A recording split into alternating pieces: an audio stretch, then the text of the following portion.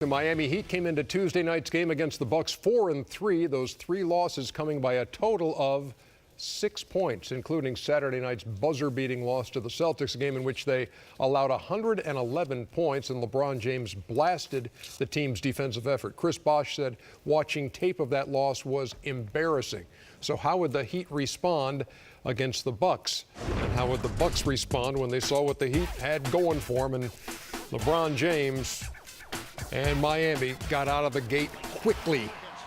Mario Chalmers for the lay, and then LeBron low post.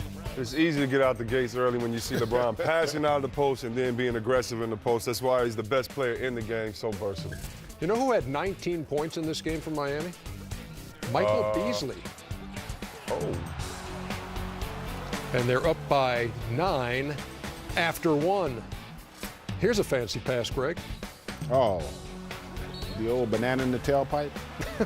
Is that what we're looking at there? Something like that. Mario Chalmers through the legs of Chris Middleton to LeBron. And then the Heat on the break. Oh. 56-45 at the half. Beasley liked that dunk. I don't know if you saw Beasley on that highlight, but Beasley's a big LeBron James fan. 11-point lead at the half. Now LeBron for 3. Well, we saw him early on dominating inside the paint. Now he's moved the game out beyond the arc. He had 16 points in the half. He had 17 in the third quarter. And really didn't need to play in the fourth. Yeah, Middleton, move out the way. Get out of the way. Look, had a ball go between my legs. I don't need this. I here to entertain you. What do you think? Your enjoyment. Anyway? Can I make you laugh? 100 points in all 8 games for Miami. They go to 5-3. Number 1 field goal shooting team in the NBA, and they shoot 58% in this one. And for the first time this season, they out-rebound their opponent. This one 40-34 as they beat the Milwaukee Bucks. What jumped out at you besides LeBron James scoring 33 and looking unstoppable?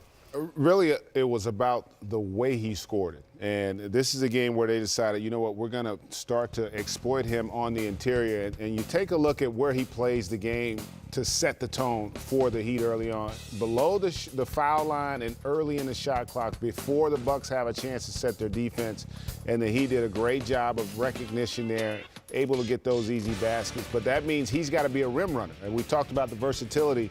He's the first guy down the floor. And I tell you what, that's a load, again, when you're going to have the opportunity to catch it early in the shot clock, survey the defense. You notice they're not really ready for their rotations, and so it allows him to just go away from the double team when it does show up.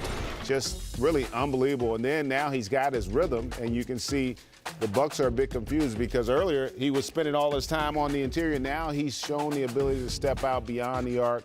This is another area of his game where he's consistently improved it over the course of his career. He's now used it as an asset. It's not something that he relies on, but he will take those threes when the opportunity presents itself. You know, you hear about Miami opening up 4-3, and they say, oh, well, in the Big 3 era, that's the worst 7-game start, and on and on and on and on. How much is complacency coming into this, and how much is the fact that, look, we've won back-to-back titles. We know what it takes to be there in June. We know we've got a target on our backs every single night.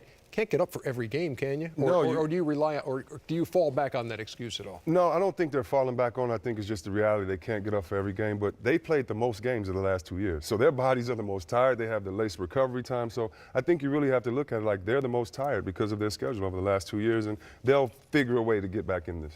They got the Dallas Mavericks on Friday down there in Miami.